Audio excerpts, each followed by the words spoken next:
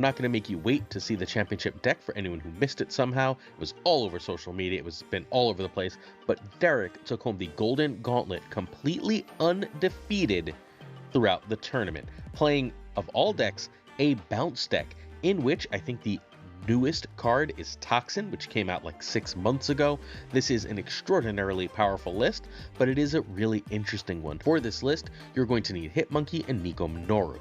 Toxin, if you're missing Toxin, can be Grandmaster. Silver Sable here can be Hawkeye. Derek chose Bounce, and this is his direct quote: "There wasn't really any other reason that I wanted to play a Bounce deck, so I just made a few tweaks to make it have the best chance into Thanos. I cut Sage for Iron Man and Shadow King for Bast. Surge ended up becoming Bishop. They were to compete for Cosmo lanes and turn 6 live. Cosmo is in almost every Thanos deck, and if you have to compete with Cosmo, Iron Man gives you a way to play into those lanes.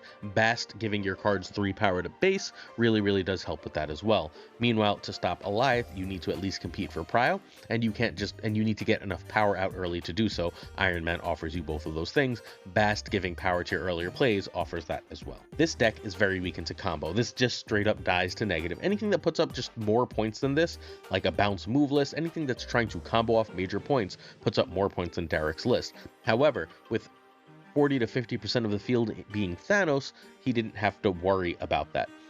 There are bad locations for any bounce deck, and in those locations, especially if they show up in the early rounds, you can just run on a snap on them relatively easy without having to stay in for any big cubes. And finally, that this deck can put up so many points even when Mobiused. Remember that a Basted Mysterio, that is a 2/9, so you're putting power in every lane,